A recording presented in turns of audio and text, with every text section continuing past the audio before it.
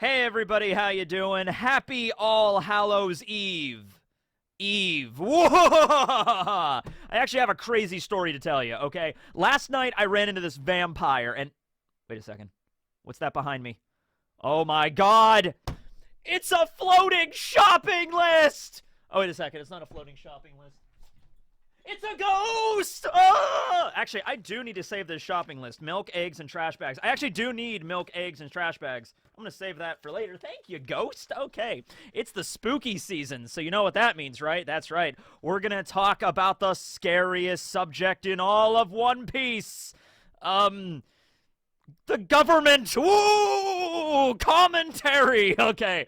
Yes, we're talking about today specifically the assassin organization Cypher Pole Zero that works for the top echelon of the government. Yes. So Cypher Pole Zero, we actually got some updates on them. We have Kaku, we got Lucci, and we got Stussy that are all heading to Egghead Island right now with the express job of assassinating Dr. Vegapunk as well as his 6 satellite bodies. On top of that, they also have a secondary mission, and that is to return to sender the Seraphim Kuma that is on their ship. Okay, so we saw all of the Seraphim are probably made with the DNA or the lineage factor in the One Piece world of the warlords. You know, there was a Seraphim version of Mihawk and a Seraphim version of Hancock, and I just realized Mihawk and Hancock, they rhyme, which is interesting because they're both part of the warlords. Has anybody shipped those two yet? Dracule, Mihawk, and Boa Hancock. Has anybody shipped those two? It seems obvious now they actually think about it. Okay, anyway, there's also a Seraphim version of Bartholomew Kuma that's with the Cypher Pole right now. Now, the way that the Cypher Pole talked about the Seraphim version of Kuma was that he was a problem child, and they were basically like returning him to sender, returning him to the factory, okay? It's like, this Seraphim did not fire enough lasers. There's something going on. I'm assuming that particular Seraphim is being disobedient, because as we saw with the first generation of pacifistas, they were robots, okay? They were essentially Terminators. They were, you know, living tissue over metal endoskeleton. There was not any, like, humanity in them previously. They were just robots that were made to look like Kuma, all right, that could fire the lasers, like, from, you know, the Pika Pika Nomi, Kizaru's fruit. Now, the Seraphim, though, on the other hand, they're basically a genetic soup of Lunarian DNA and Warlord DNA, and I'm assuming there's still cybernetic enhancements, like, from the first generation Pacifista into them, so they can increase their strength. They could still fire lasers and everything. I think there are cybernetic enhancements. I don't think combining Warlord DNA and Lunarian DNA allows you to fire lasers, but who knows? Maybe they can in the One Piece world. So there's some robotic stuff going on there too. However, as we saw with the, I think it was the one of Boa Hancock at Amazon Lily, it was firing lasers at Blackbeard, and Kobe actually told it to stand down, and then it stopped. Actually, now that you think about it, wasn't it the one... I'm pretty sure, because the Seraphim Mihawk fought against Blackbeard, and then Blackbeard, like, you know, like, blocked one of the hits, and then used the Yami Yami no Mi to absorb it, and I guess maybe... We don't know what happened with the Seraphim Mihawk. It might have gotten crushed in, you know, Blackbeard's ability or whatever. But I think it was the Seraphim version of Boa that was attacking Blackbeard when Blackbeard was, like, strangling Boa herself, like the real Boa. So that makes you think maybe the Seraphim was trying to save the actual Boa, all right? And so, at any rate, though, Kobe was able to talk it down, and so they do take commands, but maybe this particular pacifista, this particular Seraphim, the Kuma Seraphim, will not listen to orders, okay? And so that's why it's kind of inactive right now. Like, it was just sitting on the ship very politely with the CP0, wasn't really doing anything. So right then and there, it was taking orders, but, like, maybe when it was, like, at battle, maybe they sent it off to do something and it wouldn't obey. You know, just like, error, error, error, humanity, what is life? Oh no, what am I doing? You know, that kind of thing. And it's like, okay, we're going to do a hard reboot and send it back to Vegapunk, all right?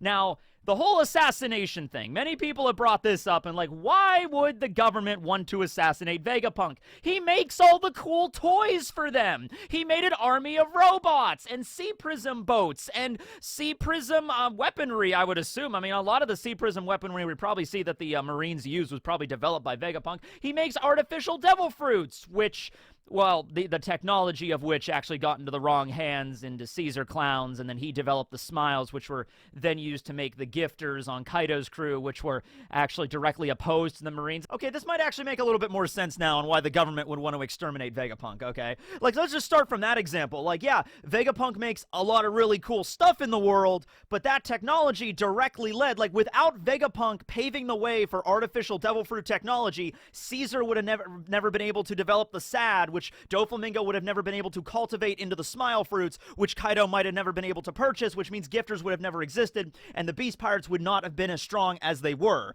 okay? And the Beast Pirates were a Yonko fleet directly opposed to the Marines, okay? So that might be just one reason right there. Like, Vegapunk's been around for too long, he's making too many things. This whole incident with Caesar and Kaido and Doflamingo proves that even if Vegapunk is not directly involved, the technology he creates will lead to a fallout where other people could, you know, get a hold of that technology and they might use it against us, okay?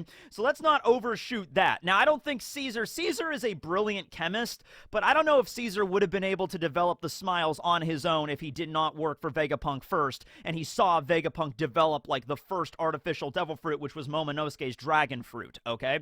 Oh, by the way, I should also bring that up. Remember, we had this whole scene with the Cypher Pole Zero, the three of them that were at, Wano, at the indestructible, waiting room in Onigashima, okay? And so they were talking about Momonosuke's fruit. Remember, they were sitting around with the go board and drinking some sake and just relaxing, and one of the Cypher Pole Zero members, he had the hat, the bowler hat, Dripper Scarfino, I believe that's what Randy Troy calls him, and he was just like, I'm just wondering about that devil fruit that Vegapunk deemed a failure.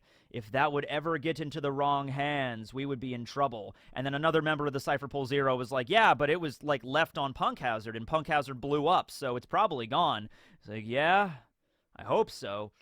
And then we saw what happened. Momonosuke has the dragon fruit, and he's not a pro at it yet, but from what we could see with his fight with Aramaki, Green Bull, if he trains with it, he can get really powerful. And you know that Green Bull went back to the Marines and reported on what just happened. Oh yeah, by the way, the Shogun of Wano is a damn dragon. He's like a dragon exactly like Kaido. So that would mean right then and there that the artificial dragon zone that Vegapunk created, that he deemed a failure, ended up in the hands of the Shogun of Wano, a country that is not allied with the world government, and now they have all that power, okay? So that alone, with the whole thing with the gifters and the smiles, and now Momonosuke's fruit, they might just be like, let's cut our losses here, okay? Vegapunk makes a lot of really cool stuff, but it's starting to get in the hands of unallied nations and pirates, and that's not even pirates, Yonko, all right? This is a problem, all right? Then there's the whole thing. Remember, Big Mom's whole thing was she was giving money to Caesar. Caesar was going ahead with his process to try to make giants in the world, right? You can see why the government really wants to stifle technological advancements. You could see why Caesar was given a bounty of 300 million, and you could see why the Cypher Pole Zero might be heading to they are heading to assassinate Vegapunk right now. You can see the reason because of that. Yeah, they might be like, you know what, Vegapunk's made enough stuff for us, and there was even a specific mention, the Cypher Pole said, like, not to damage any of the technological wonders that exist on Egghead. So they're not wiping the slate clean. They're not like, wiping out Vegapunk and all of Egghead and destroying everything. They're just getting rid of the source of all that. They're getting rid of Vegapunk. Honestly, from the government's perspective, it does make a little bit of sense. It's not like we're just going to eliminate every piece of technology. It's like, hey, we already have the Pacifista. We already have the Seraphim. We already have the Sea Prism ships and all the technology that Vegapunk created for us. This is going to put us ahead of the game for decades, maybe centuries. Vegapunk is apparently 500 years ahead of his time. Let's eliminate Vegapunk now. We still have all the cool future weapons, and if anything, the Cypher Pole Zero, they're probably not going to be the extraction unit, but if they wipe out Vegapunk, then they report back, and then Egghead at that point would probably get, like, all of the research scientists and everybody on the island. They would probably either be killed as well, or they would flee. If Vegapunk is not there and his satellite bodies are not there to protect the place anymore, although you would assume Vegapunk probably programmed some robots and the mechanical sea beasts around the island to protect it. I don't think the Cypher Pole Zero are going to really have any particular issue getting through them, though. So that might be their job. Like Haku, Lucci, remember Hattori's there, as well as Stussy. their job might be to eliminate the defensive mechanisms of Egghead, so then the Marines can come in and take all of the cool weapons, bring them back. And I'm sure there are scientists that work in the Marines. They're just not as good as Vegapunk, okay? They just maybe play around with a little bit better to the world government's tune of things. And so they get all the, oh, there's a laser weapon. Oh, it's a freaking laser sword. We'll call it a light saber. No, that's stupid. We'll call it a beam sword. It's a beam sword. You know what I mean? So they take all the cool stuff, they bring it back to Marine HQ with the scientists there, they figure out how it works, and then boom, they have the weaponry, and then there you go. Vegapunk's not around making new stuff anymore, but the Marines are still ahead of the game, and they don't have to worry about Vegapunk or anybody that previously worked for Vegapunk. Oh, yeah, Queen and Judge, too. That's another thing. Queen and Judge used to work for Vegapunk when they were in Mads. Queen is over there, part of the, Beast Pirates, and then Judge went off to the Germa Double Six, the evil, mobile nation, you know what I mean? So yeah, maybe there's like, oh man, the government just realized this all came from Vegapunk, right? Well, that might not be the only reason, because Lucci brought something else up very important. He mentioned Lulusia Kingdom. He mentioned this, and I brought this up in the last video, or one of the last videos, like in the video where I was talking about Dragon and Vegapunk, so I'm not going to go too into detail here. But yeah, the basic idea is, Vegapunk probably actually knows what went down at Lulusia. He probably knows about the weapon. Even if it's an artificial version that he created, obviously he would know about it, or if it was the actual Uranos ancient weapon. Either way, yeah, he would probably know about what happened there, and the more people that know about Lulusia, that's more of an issue, okay? Now, here's another thing. What if the government, maybe not the Cypher Pole Zero, because the job of the Cypher Pole Zero is not to ask questions. They follow orders, okay? To the death, as we saw with Dripper Scarfino back at Onigashima, right? And even Lucci mentioned, he's like, this might have something to do with Lulusia, and then Kaku sort of shut him down. He's like, hey, keep your mouth shut, Lucci, okay? We don't want to get in trouble, okay? Our job is not to ask questions, all right? We were given a job, eliminate Vegapunk, that's what we're going to do, all right? So, what if, though, the real reason why the government is doing this is not necessarily because, like the technology aspect might be a reason, Lulusia, Vegapunk knowing about that might be a reason. What if they actually found out that Vegapunk has a connection with the Revolutionary Army? I mean, that seems to just Occam's razor this right here. Like, the simplest solution is probably the correct one. Like, Vegapunk is clearly working with the Revolutionary Army. What if the government just found out that they were connected? Maybe it was the fact that Sabo broke into Reverie and stole Kuma and left. Maybe that was something like, wait a second, Bartholomew Kuma was a member of the Revolutionary Army under Dragon. Yeah. Okay, but then he got captured and Vegapunk turned him into a cyborg. Yeah. Okay, and then the Revolutionary Army broke in and brought him back. Yeah. Is it possible Vegapunk could be working for the Revolutionary Army? If the government came to that conclusion, if the Gorosei or if Im-sama came to that conclusion, it would make perfect sense why they would have to eliminate Vegapunk. Even if it meant the government back in the long term, that is something that is like, wait a moment. If Vegapunk is secretly working for Dragon, holy crap, he's got all this technology. I think the government's scared of him, honestly. It's sort of like Metal Knight from One Punch Man. It's like this one man has enough technological know-how and resources to basically make... He could do like a robot uprising if he wanted to. That's with Metal Knight, and that's also the kind of thing with Vegapunk. I don't think Vegapunk would do that, but just the threat that he could in the government's eyes is scary. Vegapunk, what is stopping him from mass-producing an army of Seraphim or pacifistas that will listen to only his orders and the orders of his satellite bodies, and then the satellite bodies become generals of these robots, and they, create a robot uprising on the planet, and then that's it. There you go. I mean, like, the government's like, yeah, even the 1% chance that could happen, that's not good. And then maybe also the Seraphim, because the Seraphim are really powerful. Power is scary. So maybe the government's like, yeah, these new Seraphim, the SSG, man, it's working great, man. They're Lunarians, and they're warlords, and they're firing lasers, and oh my god, they're powerful. Oh, wow, they're really powerful. What happens if they stop listening to us? Hey, Kuma, Seraphim Kuma, stop doing that. And it keeps blasting lasers like, oh, it's not listening to us anymore.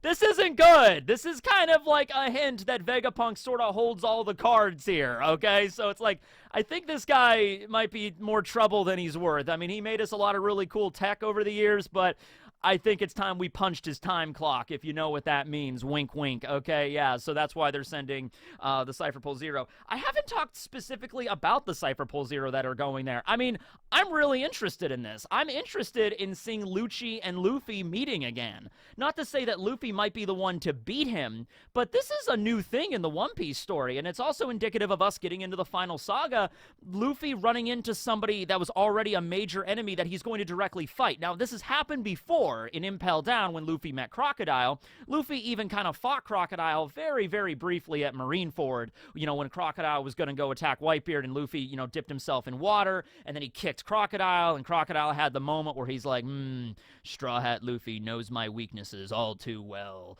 You know what I mean? So we had a moment like that, but technically speaking, Crocodile and Luffy were on the same side there, okay? They were there to help out Whitebeard and save Ace for their own reasons, okay? Now, here we are with Lucci. Lucci is still a member of the world government. He's still a Cypher Pole. Now, with the whole thing with CP9's independent report, it kind of implied that they didn't like the government and they were leaving, and then something happened over the 2-year time skip for them to get back together with the government. I made a whole video analyzing on exactly what that might be and how that happened, but suffice to say, I don't think Lucci and Luffy are going to be best friends now. I don't think they're allies here. Now, I don't think Lucci's the kind of guy that really holds a grudge. That's just not how he's wired, really. Lucci's not a robot. I'm just using that metaphorically because there's a lot of robots walking around One Piece, apparently. Now, One Piece has time travel and Terminators and lasers and lightsabers now. It's crazy, right? But I don't think Lucci holds a grudge. I don't think Lucci is going to see Luffy and be like, you know, Straw Hat Luffy, damn him. You know, if anything, Lucci might get excited to find out Luffy is there. He might be like, Straw Hat. His hand starts shaking and turns into like a clawed hand of his zone hybrid. And you see like the fangs appearing in his teeth and his eyes going into the cat eyes and just being like, oh, I would love to have a rematch with him. You know what I mean?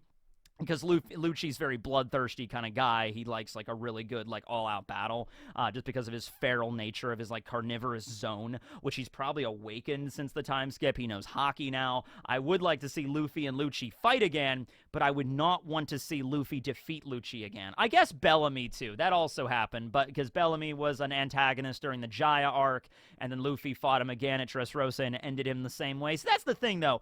Oda already did that once. Oda already like, okay, here's Bellamy and Jaya. Luffy punches him out one time. He one-punches Bellamy. He comes back in Dressrosa. Luffy one-punches him again. All right, so we've already done that. As much as I love the scene of Luffy using Jet Gatling to finish off Lucci at Eni's lobby, and that yell, that scream, like that was one of the best endings to a fight in all of One Piece. That actually might be my favorite end to a fight in all of One Piece. It's really high up there. I would not want to see that repeated. I would not want to see, I mean, it would be cool to Luffy goes into Gear 5th and like, you know, monkey, god, gun, jet, gatling, whatever, and finishes off Lucci in his awakened form. That would be nice, but I want to see another Straw Hat handle Lucci. I want to see Oda doing this thing where he's like, okay, the Straw Hats have trained, they've gotten stronger from the time skip, but also just from their journey in the new world. They're all kind of leveled up, especially after Onigashima. I want to see somebody else take down Lucci, and it could literally be anybody.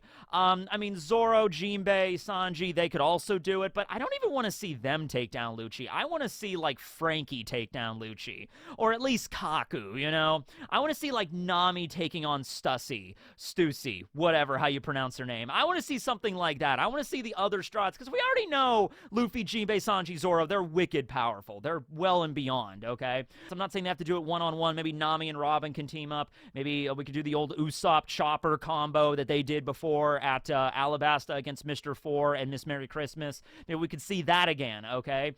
Brook is also there. Brook can take on, you know what? Brook versus Kaku. Why not, right? Kaku is a swordsman, Brook is a swordsman, Kaku's a giraffe, and Brook is a skeleton. It works, right? Skeletons, giraffes have skeletons. I'm fairly certain giraffes have skeletons.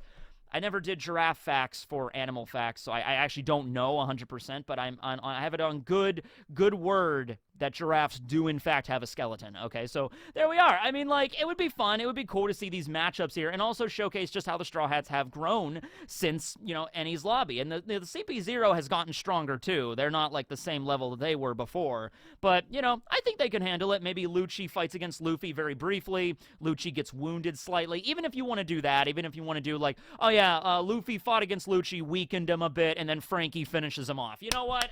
I'm fine with that. Same thing, Zoro cuts Kaku once, and then Brook takes care of the rest. You know, something like that is fine, okay? And we still don't know much about Stussy of how she fights.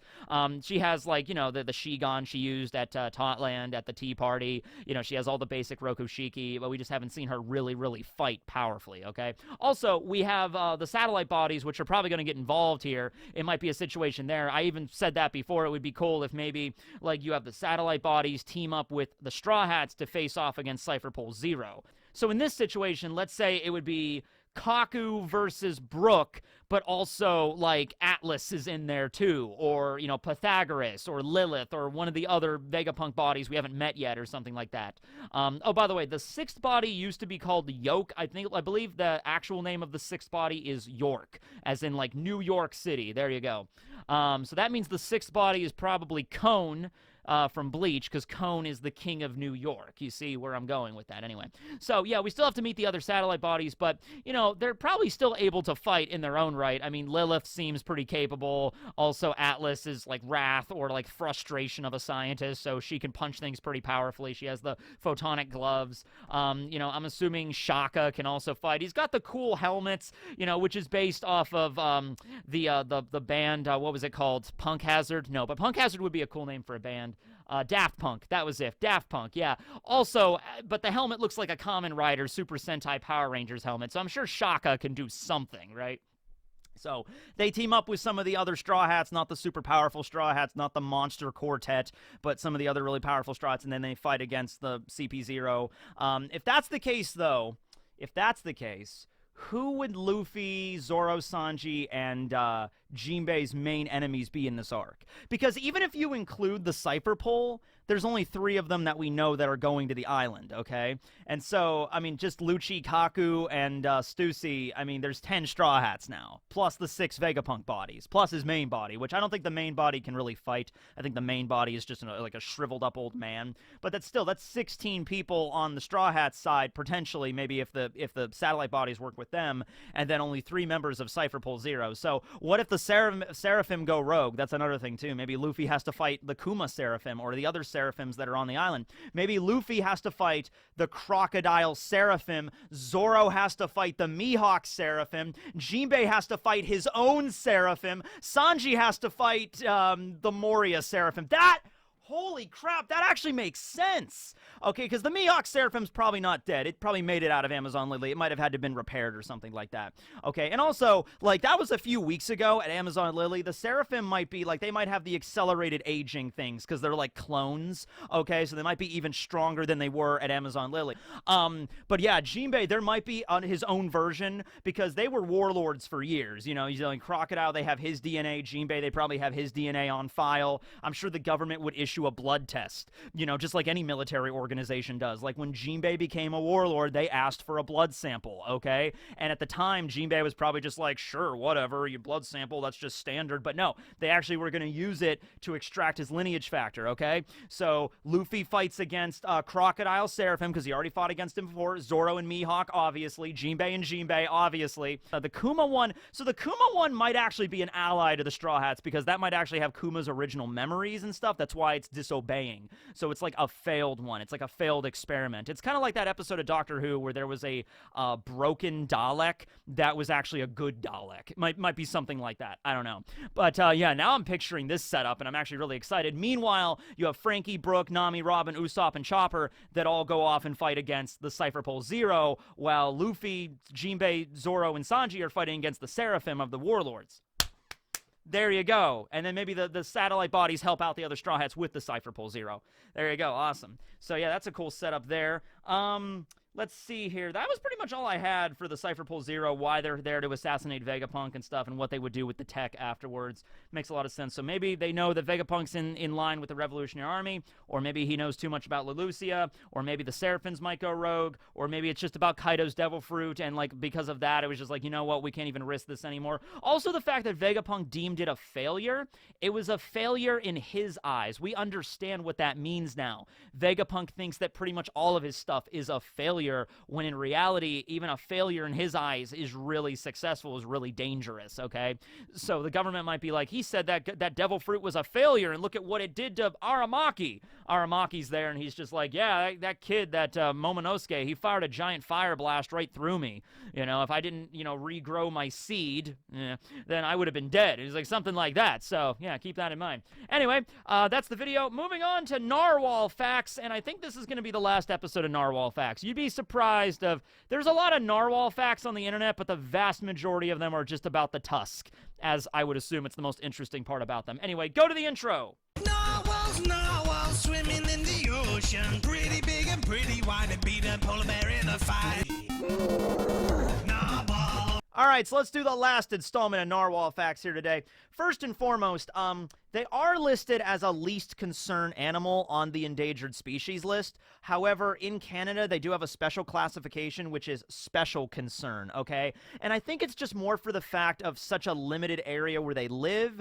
80%, no, wait, no, there's 80,000 narwhals alive right now, roughly, and 75% of those 80,000 live in the Canadian Arctic, okay? So if something were to happen, like, you know, melting ice sheets or anything else that could, you know, change that, their entire population could be severely, you know, weakened just from that one location, because that's all where they're at, okay? And let's see here. The other big thing I found is that, so, unlike a lot of other whales, and then, like, you even see this with a lot of fish and sharks, obviously fish and sharks and whales are not all the same thing, but they have dorsal fins, okay? So, like, sharks have a dorsal fin. In some cases, they have two. Fish have dorsal fins on their back. Beluga whales and narwhals do not have dorsal fins, and the reason for that is because it's more surface area for them to have heat loss. So their bodies are sort of evolved to the point where they are condensed, so they have just this one body and then the tusk, and then it's like just to minimize heat loss as much as possible, because they live in the frigid waters of the north, and then they dive down. And that was it. Like, I looked up a list of, like, top 10 narwhal facts, and, like, 4 of them were just all about the tusk, which we've already covered. So, yeah.